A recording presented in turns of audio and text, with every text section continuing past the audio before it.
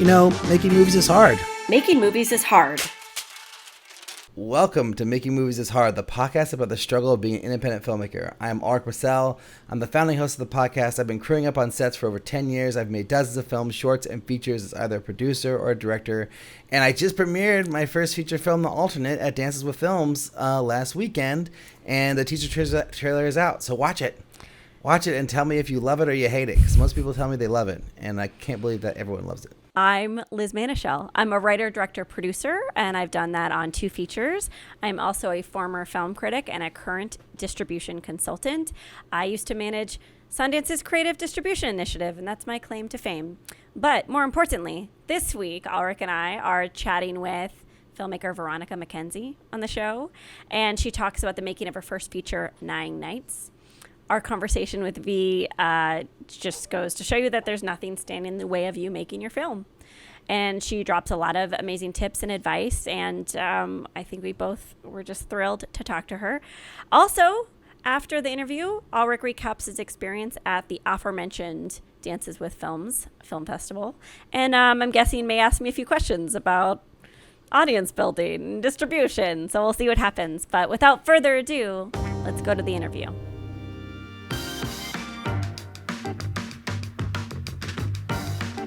So we're here with V. Mckenzie. Thank you so much for joining us today. Hi, thanks for inviting me. So we're going to jump right into our first questions about your film 9 Nights. So give us the elevator pitch for the film. Oh my God, elevator pitch. So 9 Nights is about a young girl who loses her brother and refuses to accept that he's gone. And in the Caribbean, we have a morning ritual called 9 Nights, which gives you time to kind of let the person go, but she refuses. Is that quick enough? That was perfect. Yeah. How many days did you shoot? So we shot over 18 days, very long days, in my house, actually, because the location fell through. Lesson number 1, secure your location. What was the rough budget of the film? I don't talk about the budget, but it was very low budget. We don't talk about it. Yeah, we don't talk about it. Yeah, it's very, very low budget. It's my first feature. And we originally raised, I think it was £75,000 or $100,000 equivalent. And then we, obviously that doesn't take into account post-production and hardly anything really. So then we had to raise another lot of money. So we can safely say under $500,000 US. Very safely say. Okay. Yeah. How did you come up with the idea? So the idea was, so I'd always wanted to do something about reincarnation. So it's a bit long-winded, but I was trying to work out writing something about reincarnation because I come from a comedy background. I used to write comedy, I used to write quick sketches, and I wanted something a little bit more substantial. And then my mum passed away really suddenly. And I found all of these older Jamaican women turning up at the house and saying, you've got to do this and you've got to do that for 9 nights, and people coming to the house that I didn't know and eating and it was just so overwhelming. This part of my culture that I didn't really know anything about up until that point. And a couple of years after that, I sat down to write something. I think it was another comedy, and then 9 Nights started forming. And I realized I really wanted to talk about the grieving process. But specifically about somebody who didn't accept it and wanted to kind of just explore what that was like, just explore that whole grieving process. Because you don't really see, like you see, especially Black characters, you see them being killed or, being angry about somebody being killed, but you don't really sit in that space where they don't accept it. So I wanted to explore that. And then how long did you spend working on the film from coming up with the idea to it, finally being released? Oh gosh, years. It was years. So I wrote the script. I wrote the script, and then I entered it into a few competitions, and I got, I think it was the Nicole Fellowships. I got quarter finalist stage, and so I got some interest from the industry. I was living in London at the time, and so I got some industry, kind of exposure, and then somebody optioned it, and then they sat on it for a while, and then we went into development. And then they kept chipping away at the idea and chipping away at the idea, and then they dropped it. So I was devastated, and this was over a period of about 6 years. And so I'd moved on because I was so really kind of upset that nothing had happened. I was so excited and nothing happened. And then about 3 years, so about 9 years later from writing the original script, I was talking to someone about, just wanting to do something, just wanting to, be creative and make my mark. And she just said, why don't you make the film yourself? Why are you waiting for a director to come along and do it? You're a writer, but you can also visualize your story, it inside and out. By then I knew it inside and out because it had been pulled apart and it had been, everything. And she just said, just do it. What are you waiting for? And I was like, I can't, I'm not a director, I'm a writer. She's like, these days you've got to be more than one thing. And then that's how I started to think, okay, maybe I can do it. It's more or less set in a few locations. I knew the character so well. I knew what I wanted it to look like, what I wanted it to feel like. So yeah, I kind of just dived in, really. I didn't know what I was doing, I think, on hindsight, but I just thought, she's right. I'm waiting for someone to come and, produce and direct this script. And, for years, people would say, no, it's a really good script, but nobody, it just wasn't going anywhere. So it's down to me.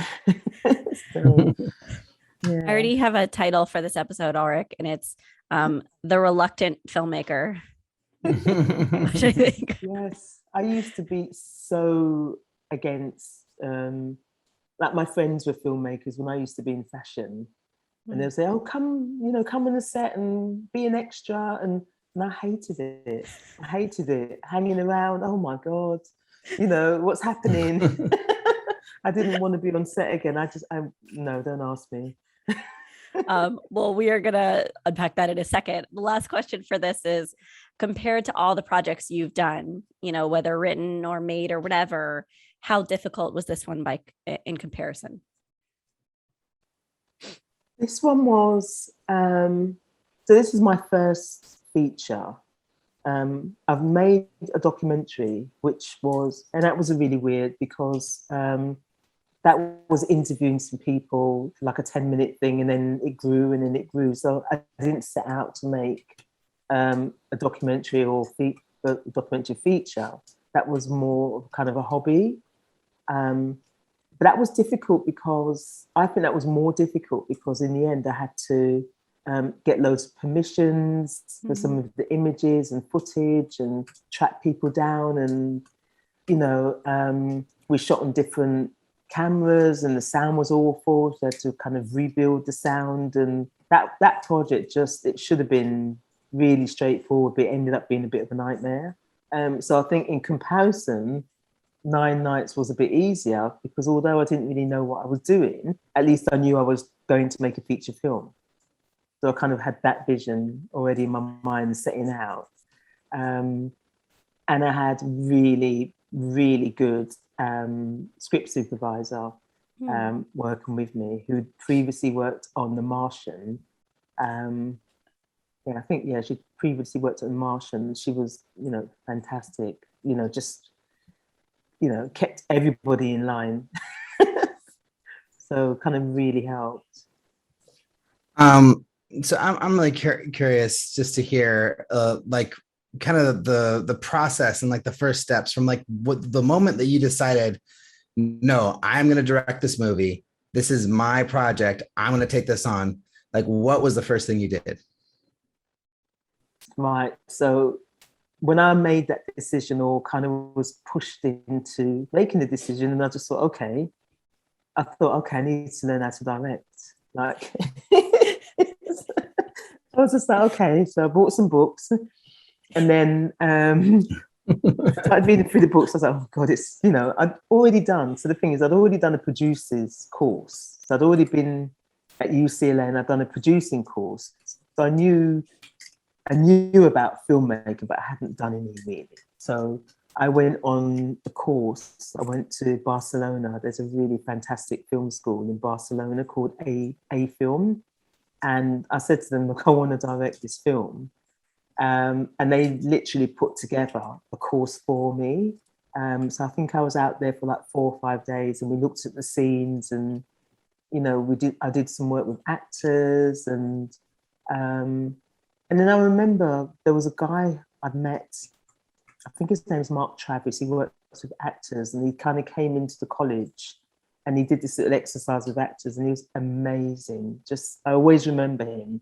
So I tracked him down. And he said he wasn't available. I'd either have to go to LA to do some work with him, or he taught at this school in Spain. So that's why I ended up choosing that school in Spain, because I used his techniques. And then after about 5 days, I think I was there for 4 days, I came back and I thought, okay, I'm going to make this film. A friend of mine, I said, okay, will you be the associate producer on it? Will you help me? Which was like, fine. We needed to get some money together, raised a little bit of money. Then I got a producer who was like a proper producer. She said she loved it. She was going to come on board. Then we had a couple of meetings. I was all excited. And then she disappeared. And I was like, oh, that's not right. Anyway, so she disappeared. She got a better paying job. And then I just thought, okay, I have to, there was something in me that, and I don't know if it's a strange thing, but there was something in me that said, because I said I was going to do this film, and because I'd already told a few people, I couldn't back out. It was the weirdest thing, because I just wouldn't let myself back out. I've told them I'm making this film, I told my family, oh, I'm going to make a film. And everyone's like, oh, so it kind of took on a life of its own. And it was I just could not say, oh, it's not happening. So the next step was to think about getting the rest of the money, and ask my friends and family, use my savings. And then I thought, okay, I need to get some actors. So with my associate producer, we just started going through Spotlight and thinking about what actors we wanted, and then ringing up agents and saying, what's Spotlight? What is that? The Spotlight is like an actors showcase. So you can go on and you can put in your parameters, and then you can find actors within a certain age range or playing age, and so it makes it just much more straightforward. And then is that like a UK service, or is that around the world? I thought it was in America as well. Yeah, oh, interesting. It's just called Spotlight. Yeah, and I think you can only join if you've got like 1 credit. So you have like 1 credit as an actor, and then you can showcase yourself. It's quite good. It's got hundreds and hundreds of actors on it, and I just started really just looking at books and looking at what do you do next, and just making so many mistakes. Like I rang up an agent and I was like, oh, we're making this film, would your actor be interested? And they were like, who are you? And I was like, that's very rude. It is, yeah. It's very rude. And I said, I am actually making this film. And they're like, do you have the money? I'm like, yeah, we have money. And they will send us the script. If the script's any good, and I sent them the script. And then there was a stage where they rang back and they were like, our actor really wants to do it. But by then I'd already thought, she's not quite right for the part, and moved on to somebody else. So they were pissed with me. It was, oh, that's so funny. Yeah, it was just, yeah, it was a bit chaotic to say the least. That's the only way I can describe it. It was not a, you know, calm, streamlined, you know, process. It was quite chaotic. It never is. Like, you say that as if like other films are less painful. I want to hear if you since we're on the topic of casting, I don't know how to say her name, so I'm going to butcher it. But Tania Miller, did I say her name right? I Tania mean, Miller. I'm obsessed with Mike Flanagan and The Haunting of Bly Manor, and she's astounding in that. And will you just tell me how you got to her? Because then I'm just going to do exactly what you did and try to get her for every one of my projects. Well, I actually know her through a friend of mine. Oh my God. So, you know, it's kind of like I knew, seen her around. And I didn't really think about approaching her at first, because I just thought, even though I kind of, you know, I know her through a friend, I didn't want to seem really unprofessional or whatever. So I found out who her agent was and contacted the agent. And then I got a message to her saying, look, I've told your agent about this project. Will you at least read the script? Because I really want her to place. I had her in my mind like for a long time. And she was super busy. Joe Martin was actually in a play every evening as well as shooting. And Tania Miller was actually shooting something else. So the scheduling was horrendous in terms of, you know, she could do like 4 hours here and cars picking up and dropping off and everything else. But she agreed to do it. And I was just like, okay, I really got up my game now. These are professional actors.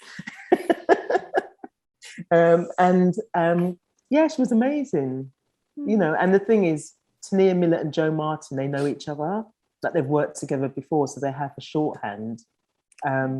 So a lot of the time when we were talking about some of the pages, you know, and I was saying, well, this is what I want, and this is kind of how I'm seeing it. And then we did a lot of improvisation, you know, in terms of meeting the emotional mark of each scene. And they always gave me extra. So it was just really, for me, just amazing watching the professionals do what they do. I, you know, especially being like first time director, you know, I wouldn't, you know, we'd have discussions, you know, but if they would work out certain things, they'd work out certain, you know, I'll say this and I'll take that line that sounds more like my character. And then we'd talk about it and it'd be like, yeah, they know what they're doing, they're experienced, let them get on with it. You know, I was just like, you think that's the best? Okay. So they were a real joy to work with. Yeah. And I'd love to work with her again. So I have a couple questions, but this one's kind of in line with the working with the actors, you know, thing we were just talking about. So, like, I want to just hear about when you got to set and when you're actually directing this film. Like, what was some of the biggest hurdles or struggles you had to overcome as a first-time director, kind of just walking into this, you know, for the first time? Gosh, right. So there was a lot. So the first scene was in a hospital. So we'd hired this hospital, and it had all been done on the phone, and my production assistant had organised it all on the phone. And then I think we were going to jump on the tube and get there because we wanted to be there like an hour early. And then I don't know why somebody said, let's drive, you know, let's just drive. And it was like, oh, I think we should just get on the tube. But anyway, we ended up driving and we ended up being late, which is a cardinal no-no. So we were late for the very first day of the shoot because we couldn't find anywhere to park. So because of the way it's structured, I brought on the DP, he brought on Emily, who's had the camera equipment, and then Emily brought on a sound person. So I hadn't met everybody. I think we'd had phone conversations, but I hadn't met them. And so the first day on set, I walked onto the set and nobody knew who I was, really. So they were just talking, some of them were bitching, oh, she's late, this stuff. And I thought, you know what, I'm just gonna actually get a measure of these people before I say I'm the director. I'm just gonna see how they interact and, you know, just kind of, I know I'm late, I know it's cardinal, but let me just, so I spent about half an hour just kind of like hanging around in this room, you know, where well, they were like, you know, and all of this. And then I just said, okay, ready to go.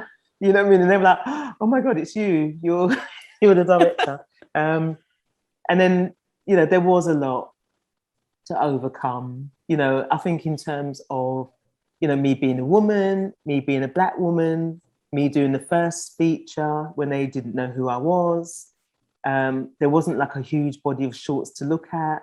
You know, they didn't have a lot of confidence in me, to be honest. You know what I mean? They were just, you know, and plus I was late. So I think the first the first couple of hours were just not, you know, I wouldn't advise anybody to kind of go in like that. But for me, I think because it was my first film and because of how I work, I'm very kind of intuitive. I like to know who I'm working with. I like to know what they really like as well. You know, it was very much, okay, let's ease in gently. So it was like, okay, let's grab coffees. You know, I know we've lost a bit of time, but we'll make it up. Don't worry about that. You know, let's just have a little chat. Let's just chill out. You know, I didn't want to go in kind of, you know, like that, because that's not my personality.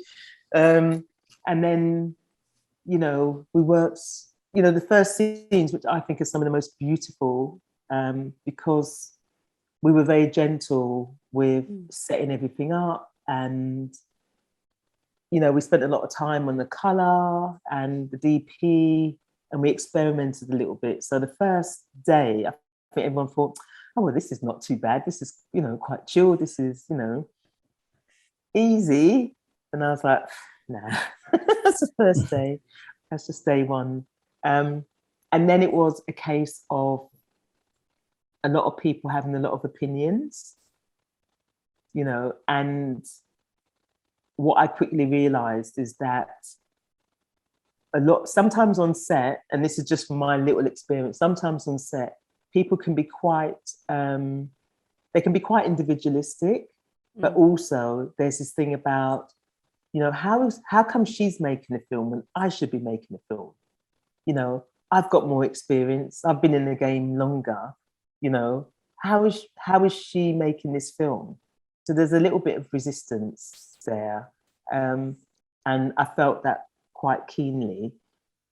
So it took me about, I would say, by the third day, because my script supervisor, she was like, you need to find your voice. You need to, you know, you need to stamp your authority on this set. So by the third day, I was kind of like, okay, I know what I'm doing. I'm in my groove. Then I just started letting rip away. I started being much more, you know, authoritarian. You know, one of the things that kind of helped me is that I had a very, very clear vision. And what I noticed was that because people thought, oh, she's new, she doesn't know what she's doing, that I didn't have a vision. Like they didn't understand that even though I hadn't been making films forever, I still had a very strong idea of what I wanted it to look like.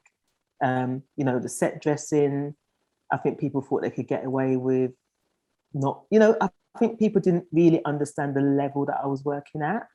And by day 3, they understood the levels that I work at. Like, we don't have a lot of money, but we're going to squeeze every imp out of every coin, out of every scenario, out of every set. You know, I really, really pushed them, you know, and we had this, and it became a bit of a thing with the crew. Do you know what I mean? So we'd set up, you know, we'd rehearse the scene, you know, then everybody, you know, would like watch the scene, would call everybody in, everybody would watch the scene, you know, and then we'll be like, okay, we need to fine tune this scene. How can we improve it? You know, do we need to move that light? Do we need to move that lamp? Do we need to, so, you know, so people felt like they had an input into it, and they'd be like, okay, run the scene.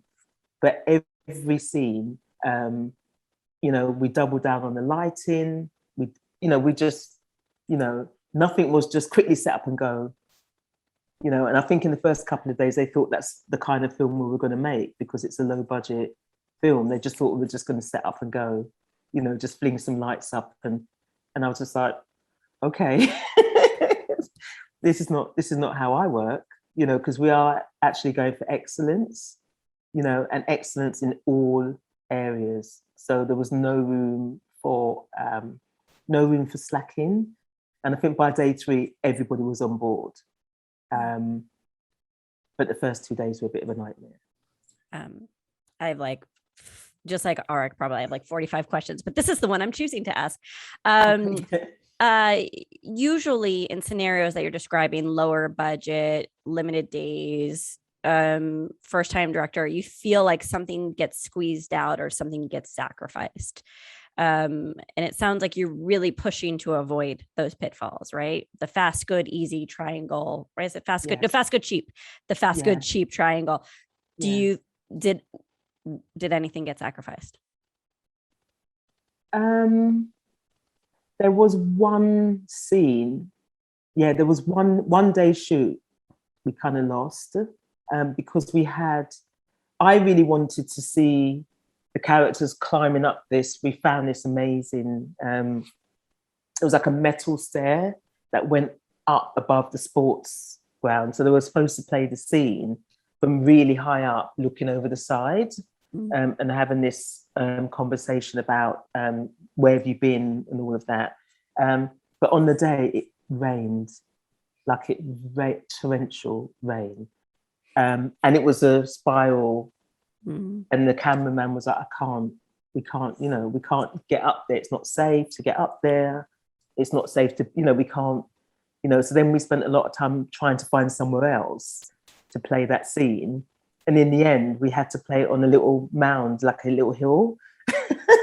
And then we had to lie down on the floor to make it look a little bit higher. And we just played it on this little mound. And it was disappointing. It was really disappointing that we couldn't get that scene. But I don't think the film suffers that much because by the time we shot it, it was getting dark. And then we had the lights behind us. So that wasn't planned, but we had the city lights behind us. And it kind of really helped with the scene. So I think it worked out that it looked good. It wasn't what I imagined at all. But we had to that day, and we didn't get enough of them running for the race because it rained. So we lost a lot. So I'm really curious because the description, what you described for your set was a lot like how my set went. I mean, not the whole confidence thing, and because I've made a bunch of shorts and my crew all knew me really well, but the thing that happened was the DP. So it wasn't me driving it. It was the DP driving this amount of crazy amount of detail for everything. And we had this that tight schedule. And it's we're doing all these long setups, everything's fine tuning, taking forever. And then we were always behind every day. So for you, how did you guys handle that? Did you end up going long a lot? Did you have to cut scenes? How did you, or did you just get the scene done in time? How did it work out on your end? I would say there were 3 scenes that we spent too long on, and they didn't make it into the film. And it was just there was one where we wanted to do an extra wide, do you know what I mean? It was just, and then there was all cutting it together to make it look, so we got this really wide shot. And we spent half a day on that, I think.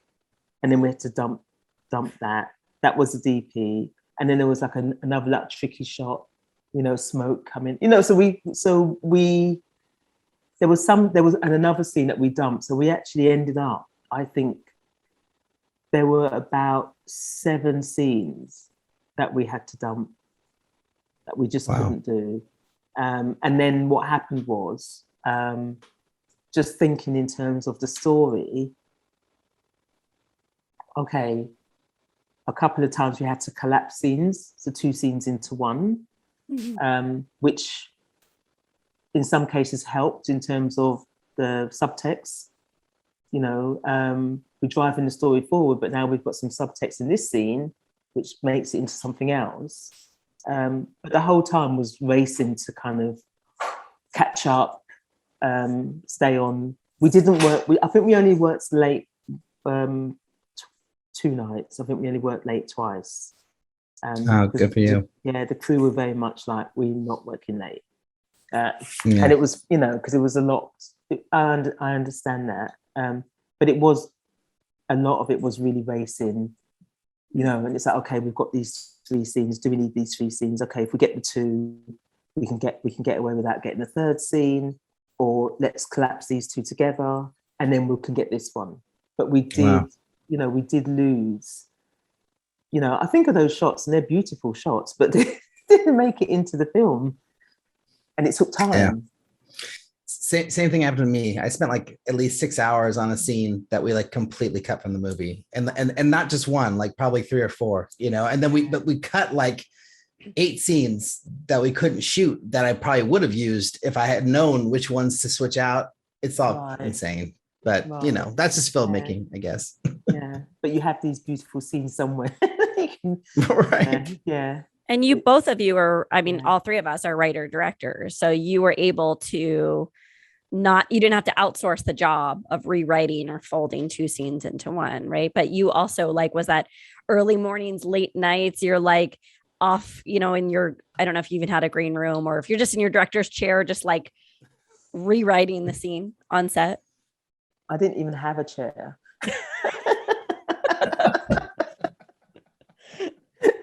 Director's chair. Luxury. Wow. No, I was in my bedroom where the printer was, and that was a green room as well. So the main actors were in the bedroom, and I would be printing off, going through the script, and saying, "Everyone, I want your scripts." Do you know what I mean? And scrap that, get your scripts back. And you were distributing. You were script distribution too. Oh, of course. Of course. It's only small, it was a small location. So, I had to make sure, because, if you change something, everybody needs to know that it's changed. So the easiest way is, I'm changing this, everybody open up page, you know what I mean? Changing this. And they'd be like, okay, everyone got it? That's out. Okay. We carry on. When so you and I first talked a few weeks ago, right? Yeah. And I felt like that it felt like a different conversation. Let me just be candid, because you were talking about your hesitance to direct and how you kind of caught the bug, but there was a little bit more of a conservative tone to our conversation before. And now hearing you talk about directing, you seem like you're swept up in the world of directing and that you love it. What is that evolution for you? I wouldn't say I was swept up. I think it's this is a more relaxed environment than when I was talking to you before. Yeah. But I think before this is fair, more relaxed. Very fair. Yeah. So I feel like I can be more talk about the nitty-gritty, and the questions that you're asking are to do with, the nitty-gritty. I think as a director, it did take me a long time to think of myself as a director. But what I've always had is the vision. I've never thought of myself as a director, but growing up, I was plonked in front of the TV. I've seen everything. I feel like I've seen, people say, "Oh yeah, do you remember that 19?" Oh yeah, I've seen it. I watched a lot of TV, and a lot of films. So I've always had a vision. I can see. I'm very good at seeing, what I write, and then also what other people pitch to me. Sometimes they'll pitch, somebody pitched something to me the other day, and I was like, "Oh, that's a cross between that and that," and they were like, "Oh my God, nobody has said that," and I'm like, "But that was really big in the early 90s, and then that came later," and then she'd been pitching it to all of these studios, and nobody had mentioned these two, and I was just like, how can you have not seen these things? because people had lives, you know. You know, so I wouldn't say that I'm massively confident as a director, but I would say that if I was going to direct anything, I would do a good job, because I wouldn't take it on unless I was confident. And because I'm not inherently confident, I do so much work around it to make sure. And I think that's my approach, really, just to make sure, you know, the vision is realized, and that it's not just my thing. Is I don't want to make something that's just kind of, I mean, I'm sure nobody does, but it's just too much time and energy and effort. My thing is, it has to look beautiful, and especially with Black people on film, they have to look beautiful. I want everybody to look healthy and well lit, and you know, that was one of my things as well. I don't want to be the one that they go, oh my God, that film, that, oh my God, everyone looks terrible in it. Because Black communities, that's what they'll say, everybody terrible. You got, you know, so yeah, certain things I do think a lot about. So I want to go back to those first 3 days where, you know, you didn't have the confidence of the crew yet, because we've heard this from other women directors in the past, and like one specifically who like basically felt like she never got that respect that she needed all throughout her whole shoot. And so I think it's really important to like just kind of dig into that a little bit. Like, was it just that you were starting to like really lead the train, or lead the team, and like, you know, be really clear about direction, or did you have to like pull anyone aside and have a talk with them about like what was going on? Like, yeah, you know, I mean, I had people bitching about me behind my back. They didn't know that. About you, the world's sweetest human. Like, that's so weird to me. They were like, where is she? What is she? What is she? I really like French films, so I was talking about long takes and this and that, and what does she think she's doing? Do you know what I mean? Oh, it's going to look shit, you know. And they didn't know that the person who was providing all the food and doing all of this like wonderful catering was my sister. So oh my God. You had spies on the inside. So I'll be like, and she'd be like, I heard so-and-so say such and such. And I was like, really?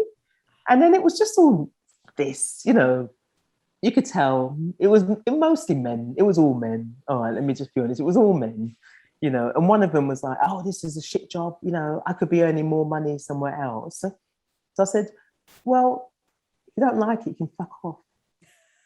And he was like, what? I said, that's right. I said, get your stuff, get going. I can get someone else to replace you. And he was like, no, I didn't mean that. I said, well, you said it. And then he said, and I said, do you have anything else to say to me to my face? And he was just like, well, you know, I'm not happy. I think he wasn't happy with, I can't remember what it was, but he made a couple of mistakes, and I picked up on them. And I was, I'm not quite sure, but I think those are mistakes. Do you know what I mean? So when you're talking about me behind my back and everything else, just focus on what you're supposed to be doing, you know, and then everyone's good. And so he kind of backed down. And because he was the most vocal, and he backed down, everybody else was like, oh, okay, if he's staying, then we're going to fall in, you know, we'll stay. He was very, you know, it was basically young men who were just like, well, we should be directing, you know, if we were doing it, we'd do a better job. You know, why is she doing that shot? That's a bit of boring shot. You know what? You know, it was all this kind of thing. You know, they wanted it to be kind of, you know, tricky shots, and you know, they just had a different idea of the film, I think. And I just was very clear that even if nobody watches the film, which I didn't really care about, I was just like, I'm making the film because I said I was going to make it. I want it to be a film with a lot of space in it, you know, a lot of space, you know, so don't rush, you know, stop rushing, you know. And then, like I said, my amazing script supervisor who pulled me aside and said, you have to find your voice. You have to, you know. And then when I did start finding my voice, she was like, giving me the thumbs up. And then Wow. there was actually a massive argument between the script supervisor and the DP. So, and it was about one particular shot and crossing the line, and it all got a bit kind of technical. And both of them said that they would quit if the other person would, you know, it got a bit like that. You know, and then, you know, just we decided that for the sake of the film, you know, what we would do is we'll try one way quickly, we'll try another way quickly, and then we'll go the right way. You know, so there was a lot of that happening. Yeah, but definitely I managed to impose. Impose is a strong word. I think grudgingly, and I think it is grudgingly, they became more respectful, because they could see that I had an idea of what I wanted to achieve, but they could also see what I wouldn't accept. And so, like I said before, you know, the standards were high. And once they started to realize that it wasn't just a matter of just doing X, Y, and Z, then they kind of thought, okay, you know, let's go for the best. It was just, I don't even know how I did it. You know, when I finished filming, I cut all my hair off. I cut all my hair off. Wow. Oh my God. Just want to liberate yourself from from something. Yes. We had a rap party, you know, I got drunk, fell in the hedge, and then cut my hair off.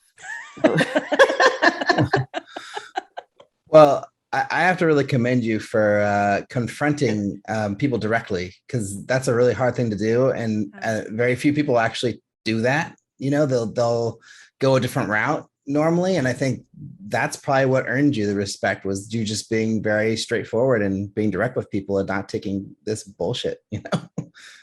Yeah, I had to, because we didn't have time. You know, like we just didn't have time for it. You know, and I'm always thinking, like, you know, I don't care if you stay or go, but just make a decision. You know, if you go, fine.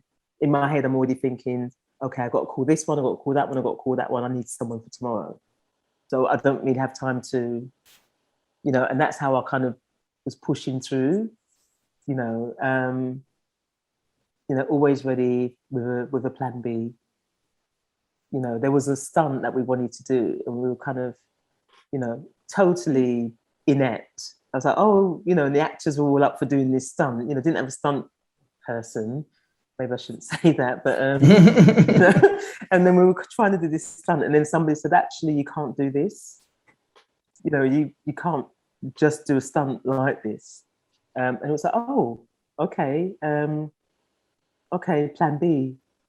How are we going to make it look as if we're doing a stunt when we're not doing a stunt? And it was like, no, we need to scrap it. We're not scrapping it. We are going to find a plan B. You know, we are going to, and you know, and we did. So, and it was that thing of always thinking ahead. You know, somebody says, oh, as soon as somebody says, oh, we can't, or, you know, this might be, I'm already thinking the next thing. You know, because otherwise we're going to stop. And one thing, well, you know what I mean? When you're doing a film, one thing you can't do is just stop. Yeah, right. You know.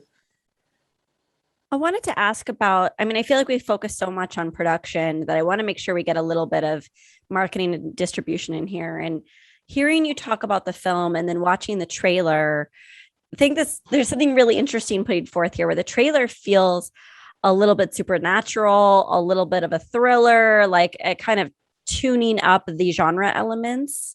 And I just want to know if that was by design, or is the film like that? Were you thinking in marketing and I'm going to expand anything that could be quote unquote marketable, or was your goal to just reflect the film in its entirety? I didn't even think about marketing. Like, do not take my advice on this. I didn't think about marketing. I didn't think about where the film was going to go or who was going to see the film.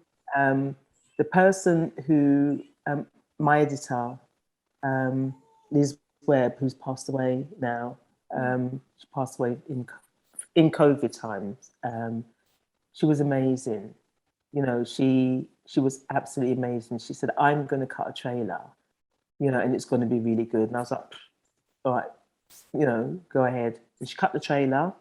And then the music wasn't right. She used like a, you know, placeholder music, but she cut the trailer and she was like, this is the best, you know, showing the best of the film. And I really loved it. The composer, Aaron Desi, was amazing. She's actually the first person who came onto the project because we met in Cannes and we were both really miserable and tired and just, you know, I've had it with these people. Nobody wants to know anything about me or my projects. And I was like, fine, I'm going home. And so we talked about my film. We were both leaving that day, I think, later on that day. And she said, I will score your film. She said, whenever you're ready, you know, whenever you get, you know, don't think about money or whatever, but as soon as you know you're going to do the film, I will score it. So she's the first person who came on. So when she did the score, which I love to bits, then when we put that with the trailer, it just worked. And I didn't have any idea about improving or, you know what I mean? I didn't think about that. I just thought I like the trailer, it works. So I just want to hear a little bit about what happened, like when the movie was done. Like, did you play a bunch of film festivals? Did you get what kind of distribution did you get for the film? Like, where did it end up? Like, talk to us about that process.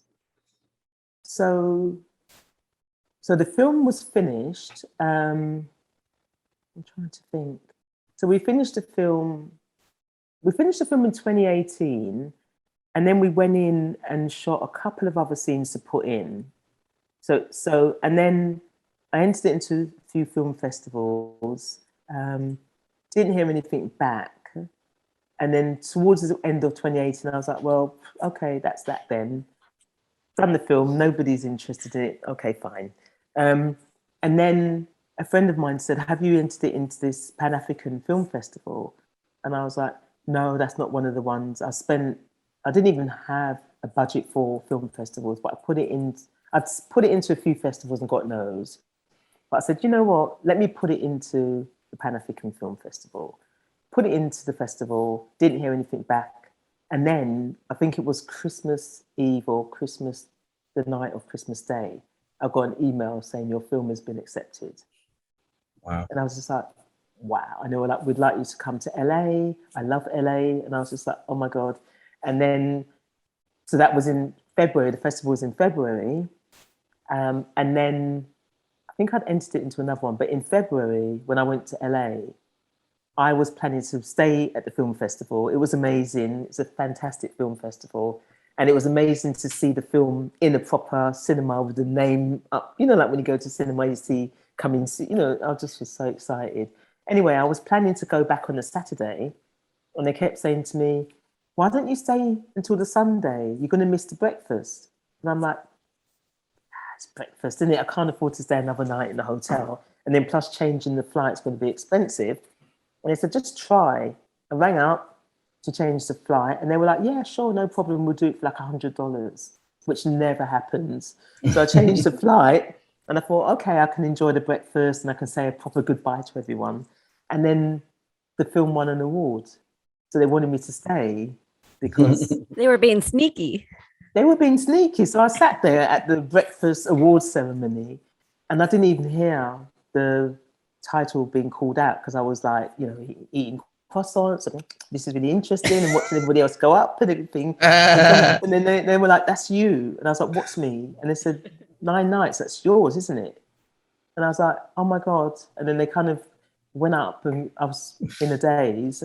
And then there was a bit on some TV thing, I think in LA. And then after that, I got accepted into a couple of other film festivals. And then I got some sales agents contacting me. And then that whole process took a long time because not only I can be quite indecisive, but also because I didn't know which way to go. And I didn't really have anyone to give me advice. Do you know what I mean? In terms of which sales agent is a good one or not a good one. Yeah. you know, so then I spoke to them and I went on my gut feeling. I was like, he seems, you know, I go on my gut feeling. And then I got distribution offers. I got I think about 7 or 8 distribution offers, or distribution companies, no minimum guarantee. And then again, so then it was a process of going through each one, you know, seeing how I felt about them, looking at what they'd done, you know, getting a vibe from them. And then I just thought, you know what, honestly, it went on for months. They were getting so irate with me because they were like, you've got to make a decision. You've got to go with somebody. And everyone was saying, it doesn't matter. You're not going to, you know, first film, you're not really going to make any money anyway, but you've still got to go with someone. And in the end, I narrowed it down to 2. And then I just said, I did a lot of thinking and reflecting and all kinds of stuff. And then I just chose one. 1091. Really, really nice. Yeah, 1091 with random media. Yeah, and they're just so nice on the phone. You know, what really did it for me was that they were really friendly. They were real. You know, they talked about the dog and, you know what I mean? And it was just nice. Where some of the other ones were a bit kind of hard sell. Yeah, so I ended up getting distribution. So it's on Amazon now, and it's on, it was Apple TV, you know, it's on all of the platforms and everything. But it was, you know, there was a podcast, and if I could remember the name, I would really recommend it. There was a podcast where they talked about distribution, and I listened to that podcast, and they really gave good advice. It's an American couple, but I could not find a lot of advice about what to do and which way to go. So I think I've made the right decision with Random Media and 1091. So, but it was awesome. Hard work. It was hard. I think it's time for our final 5 questions, Alrik. One more. I have to ask one more because there's this thing that I hear all the time. So whenever filmmakers are asking about me for advice, like, oh, I'm going to make my first feature. Oh, how did you get your producer? Where'd you find your producer? Who is your producer? It's always about the producer. And I think it's really interesting that like you got a producer on your movie and then they left, right? And the advice I always give everybody is like, forget the producer, make your own movie yourself, because that's how it starts. And then maybe you'll find a producer later, maybe you won't, but you have to do it yourself. So the question is, when you lost your producer, what was the first hurdle you overcame to like keep the train moving and like get your movie actually made? I made a couple of calls, email, and there was no response. I was just like, all right, just keep moving. I literally did not spend a day. I just thought, I'm just going to carry on. I would say, if you're going to make a film and you've got some money, because this producer didn't bring the money, that's a really important thing to say. She didn't bring the money. And that was me thinking, okay, well, I've raised some money and everything else, but I'm not confident. I need a producer. But if you've got some money, and you can start the process, you know, like you've reached out to some actors, maybe the script has got to be good, you know, and there's a bit of traction behind it, then you will get a producer that wants to come on board. My feeling is that people want to get on board projects that are moving. You know, if there's some momentum, if there's something, then people, you know, we're human. We're kind of like, oh, this is exciting. It's, you know, it might happen. I want to get on board.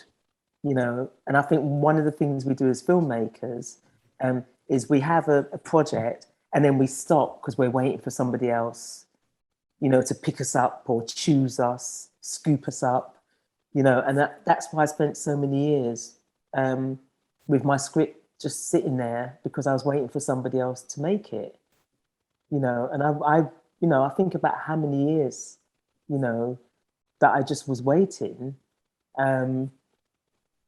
You know, so there is something about if you're a writer-director and you've been told your script is good by a third party, you know, like somebody else has said it's good, and you can start to see it and see the actors, you know, have conversations. I think you can start the train yourself, you know, and then reach out to some producers, but you start it.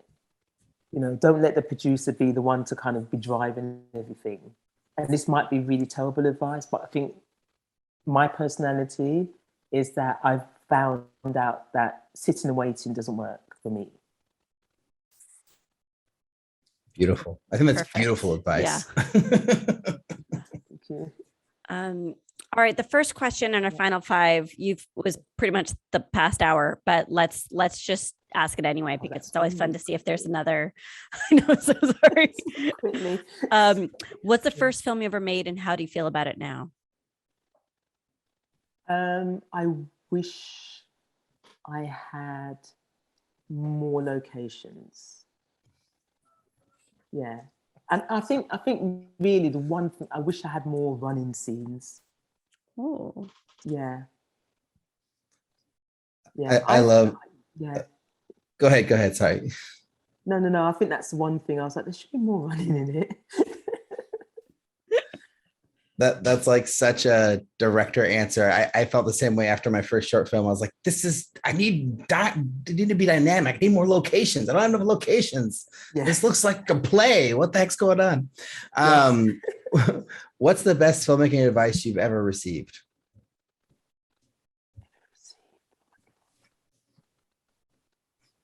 I would say, and I will name check Yolanda Torres, because she was one who said to me, just do it.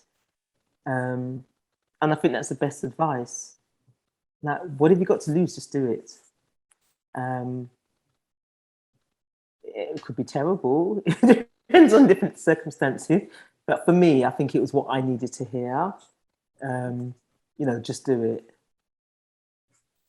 What are your goals as a storyteller? Like, whether it's as a writer, as a director, what are you trying to achieve in the next few years?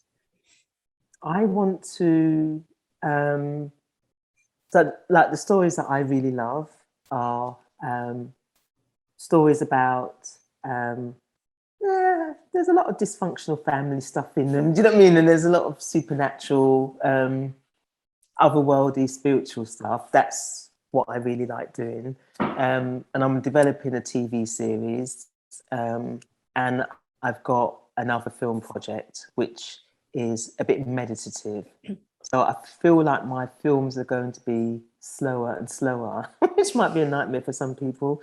But I think I want to, like, I love 40s films. You know, I love 40s films. I love French film. I love that slow aesthetic. So I think I want to make films that are timeless, that people can just dip in and out, and they're not particularly rooted in any kind of pop culture. They're just stories that you can go, oh, okay, I like this journey. I like this character's journey. And at the end of it, I feel better as a person. I feel more love or more compassion for us as humans. I think that's, for me, that's what it feels like it's about. At the end of watching it, you kind of go, like, humans, we're not that bad. We can be good people. Yeah. If you could go back in time, what's one piece of advice you would give yourself? I think, well, I definitely feel that I couldn't have made the film any earlier because I was even less confident when I was younger. But I think the one advice would be more preparation for the film. I think more preparation.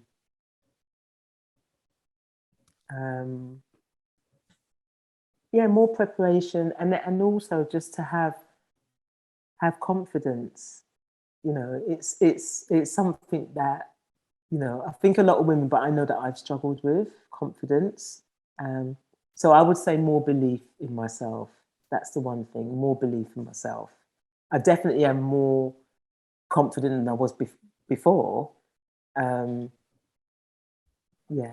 that advice, the advice I would give is that you've got this creative urge in your mind. You've got it. It's already there. You just got to bring it out, you know. And nobody's better than you. They might be more technically able than you, or more experienced than you, or have more success than you. But when it comes to the kernel of what your idea and your creativity, you know, just think that you've already got it. You've got that creativity. That's what I would say. Last question.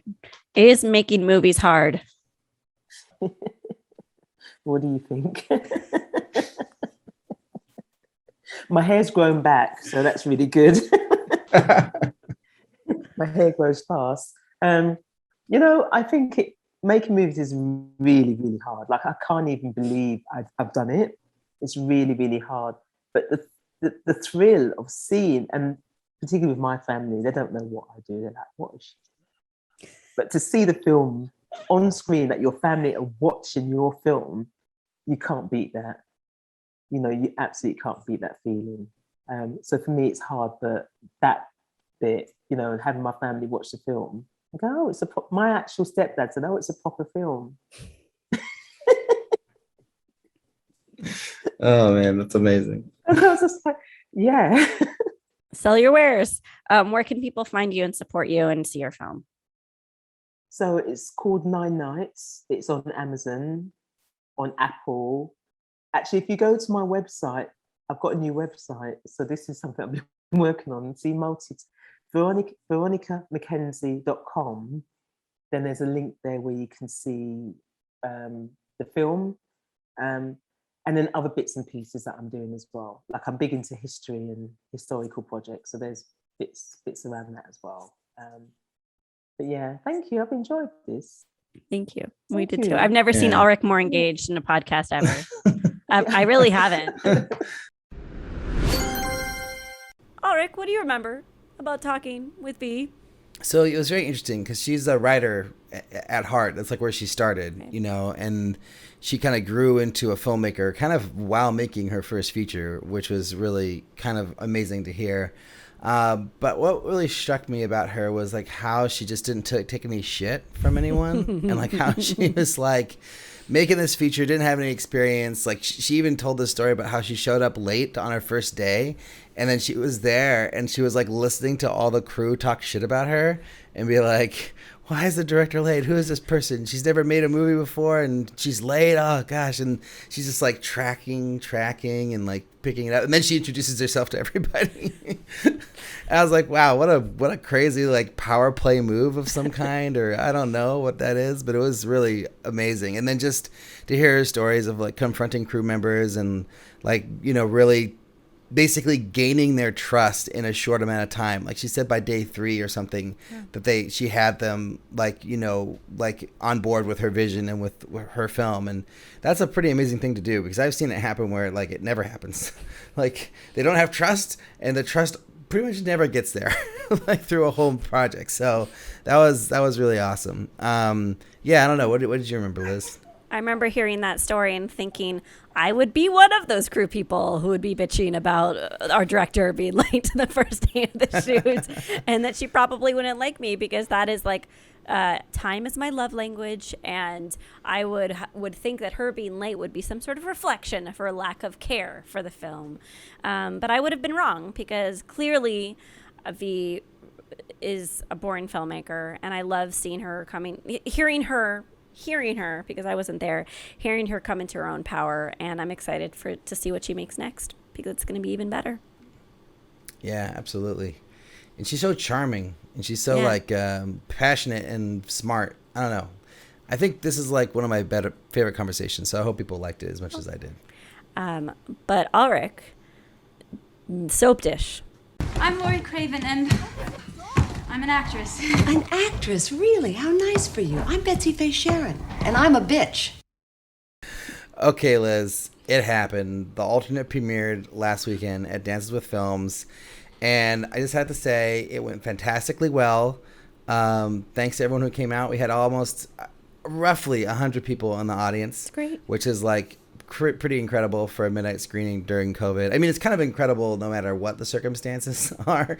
Like having that many people come out to a film festival screening is like fantastic. And one of my investors was like, told me, he's like, I was shocked at how many people were there. I was like, yeah, well, I tried really hard, damn it, to get people to come. So, I guess I succeeded. And also the shout out to Graham High, who's the short filmmaker whose short, played before the feature. He brought a good amount of people too. So we kind of had like similar sized crews that we brought to the movie. And then there was like a bunch of the people who just go to the film festival anyways, and a bunch of other filmmakers who came. Like I hung out in the lounge a couple times and like met some people and were like, hey, come to my movie.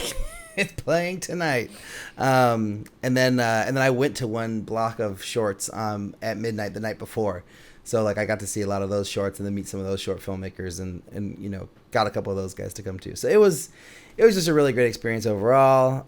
People said lots of nice things. The ending got the reaction I was looking for. Pretty much great. So you're not about to throw up every 5 seconds now. You feel like the nervousness is gone. Yeah, I mean, it's just 1 out of 10 film festivals so far, but yeah, the nervousness is gone, and I feel like more comfortable going into the other ones. I'm probably not going to be in person at one for, I don't know, like at least, I guess just under a month maybe. Mm-hmm. But still, it's like, yeah, I don't know. It just takes the edge off because like people liked it, and that it works. Yeah. It's like, okay, it did work. It didn't fail. People liked the movie.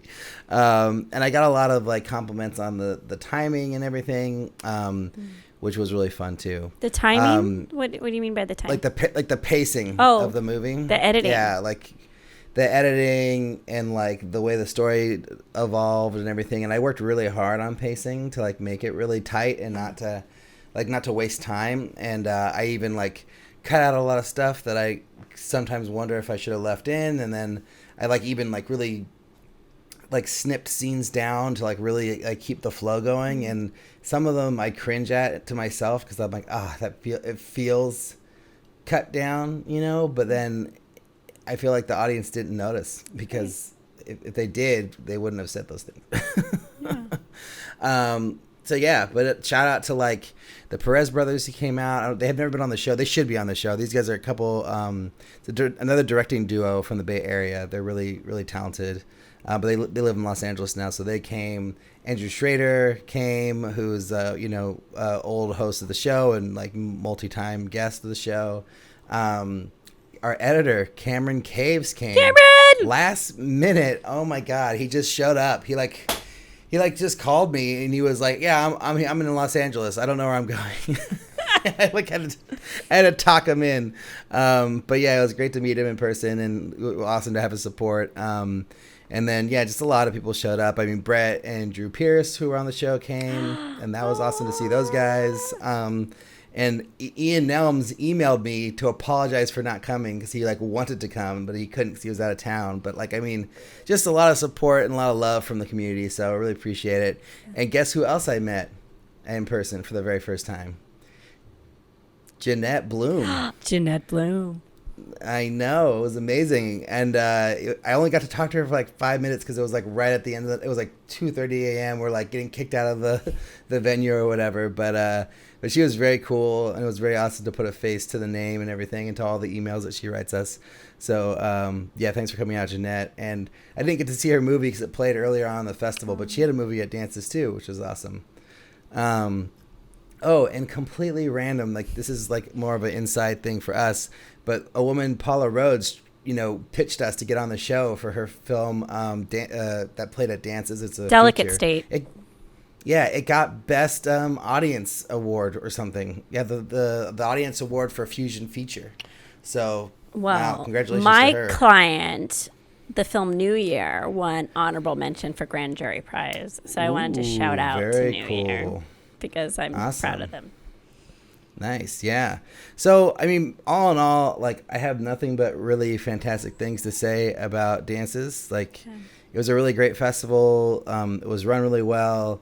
They really care about filmmakers. They have like a filmmakers lounge where they give you free booze and just like let you hang out there every night basically of the whole festival, except the I guess it's Sunday night. Sunday is the last night they don't do it, but they did it, Saturday night right before my screening.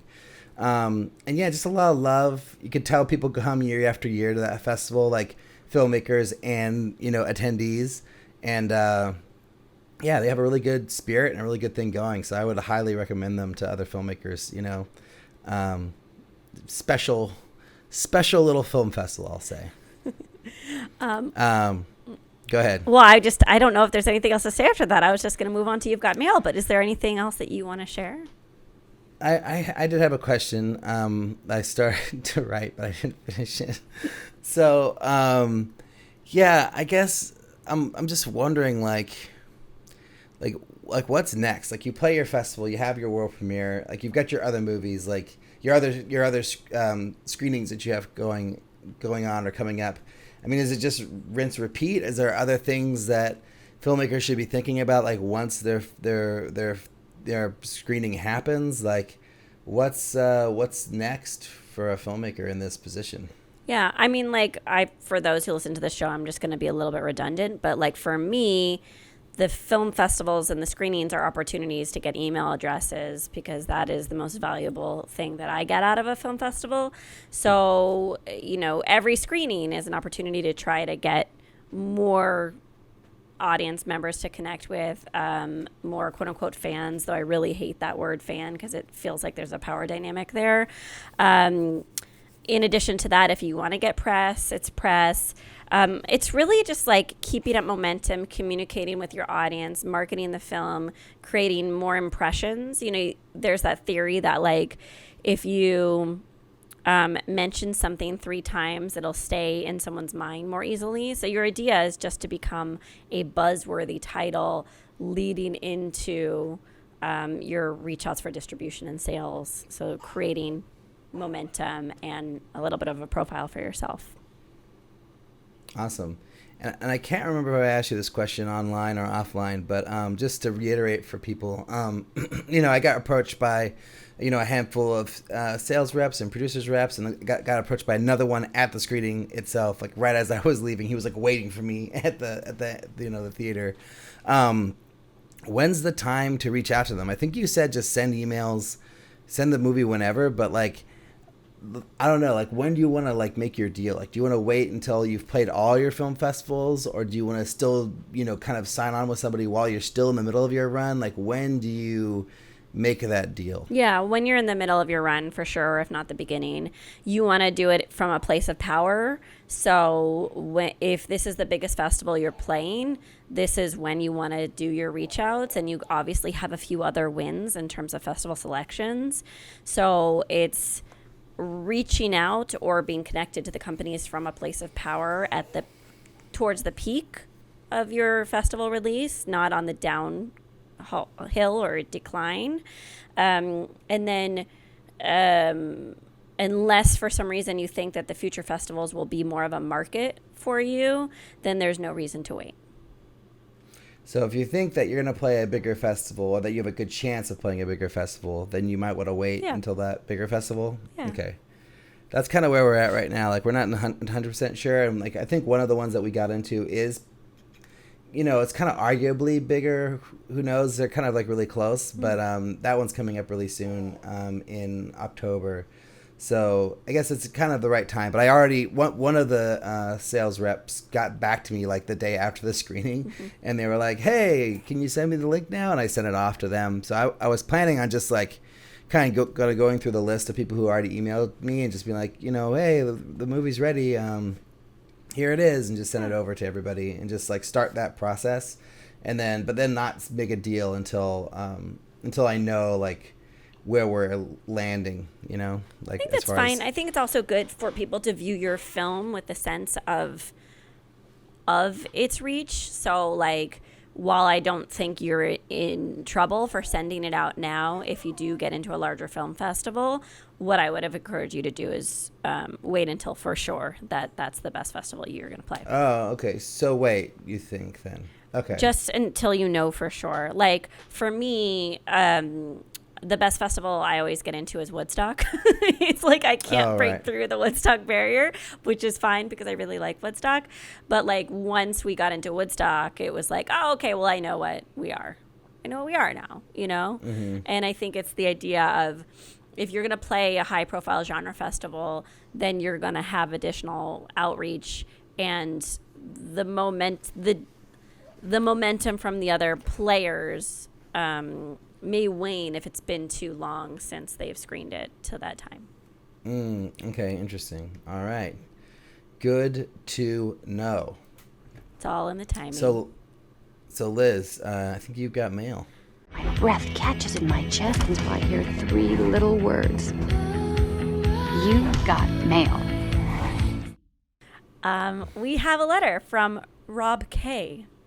Okay, so I always feel like I shouldn't read the whole letter, but I'm going to read the whole letter. So I think you need to read the whole letter. It's a good one. All right. As a fellow Fantastic Fest failure, it was fun listening to the festival talk and wanted to talk about international festivals. I make horror comedy stop motion shorts that are unsettling, and we use a ton of fluids in our works. In my experience, countries outside of America have a greater appreciation for more surreal works, and we have been translated into 6 different languages during our festival run. International festivals, for the most part, are way cheaper and sometimes are free to submit to. We played at Indie Lisboa in Portugal, a festival I submitted to during a film freeway frenzy, and it turned out to be one of the best festival experiences we ever had. Promotions everywhere, including clips from our short playing at kiosks in the subway stations, sold-out screenings at a legendary theater, super engaged audiences, and the warmest programmers. They offered a 3-night stay at a hotel across the street, and here's where Rob mentions that his film is 3 minutes long. Pre-COVID, they had about 40,000 audience members a year at a festival I had never heard of. We even have a fancy movie page because of it, even though I have no idea what that means. So Rob continues, there is also an appreciation of works in Europe known as trash films, which is basically an appreciation of the more out there works. The big genre festivals in the U.S., of course, screen some amazing work, but the amount of a woman is alone on the bed and the door slowly opens to reveal a scary face and cut to black films they program is astonishing. I've never heard of that subgenre. Long story short, I submit to way more international festivals now and keep my U.S. ones to a minimum. If you have a film you are worried is too unpleasant for a festival, hit up some of the international ones. Movie Maker's Top 50 Genre Festivals is a great place to start. Side note, the Coney Island Film Festival pre-COVID has the most fun opening night parties, and they are mostly a genre festival. Thanks for the podcast. All the best, Rob K. So thank you, Rob, for sharing all that fantastic intel and giving some more credence to international film festivals on our show. Yeah, I submitted to a bunch of international film festivals for my film, and I got into 2 so far. So, woo! We'll see how it goes. See if it keeps on happening. But the dream. I've heard so many stories from filmmakers of being flown out to some place to have their movie screened. One filmmaker told me that they got picked up by a limousine at the airport for one, and stayed in the most beautiful hotel they ever seen. It was all expenses paid. I'm like, this has not happened to me before. Phoenix Film Festival does that. I wasn't a limo, but it was a really nice luxury SUV. So again, plug for Phoenix Film Festival. Oh my gosh. Yeah. We got into their horror film festival 2 years ago for, not 2 years ago. Yeah, 2 years ago for my movie Parka. And then COVID happened and we couldn't go. And so it was totally bummer. Me and my co-director were all set to go and everything. But because of that, I submitted to their horror festival this year. So Yay. We'll see. Fingers crossed. Yeah. But yeah. Okay. I think we did it. That's it. I think that's a good episode. It's okay. Cameron, it's decent. Yeah. It's decent. It's less passionate than before because I think my my tensions are so much lower now, so I don't have as much nervous energy to have to get out through talking. There will be more things to stress out about in the future. I promise you, and I'll have some to bring to the show coming up because we're on our way. I also just landed an interview for the alternate from DWF too, so that was fun. Yay. At one of my favorite websites that I like to go to every day, so that was pretty cool. Anyways, So if you want to be like Rob K, you can send us a question, comment, or suggestion to podcast@makingmoviesishard.com. Or if you like the show, you can leave us a review on iTunes, like people have done in the past. Haven't happened in a little while. You can also go to our YouTube page, leave a comment or question. And lastly, and probably most importantly, we have a Patreon page.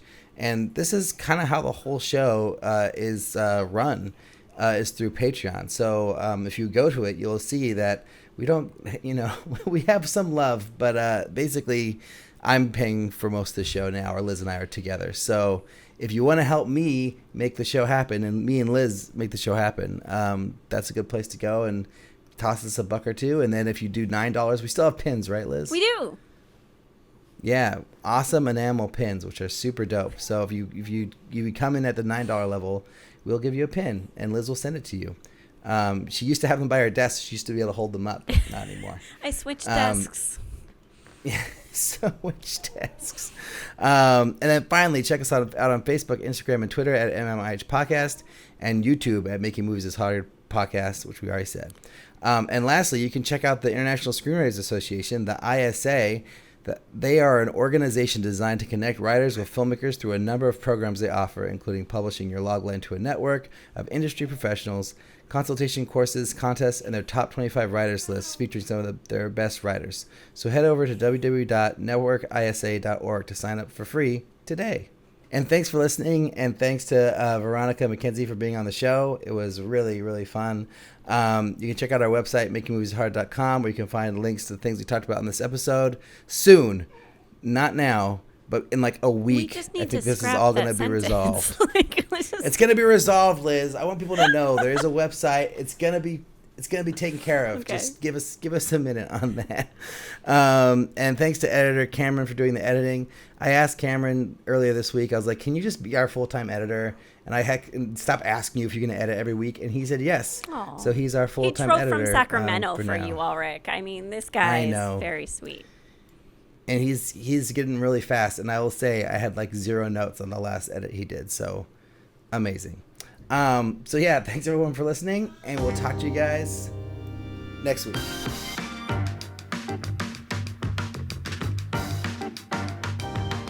I'm Liz Manischel. I'm a writer, director, producer with 2 features on which I did those things. I'm a former film critic, a current distribution consultant I fucked it up.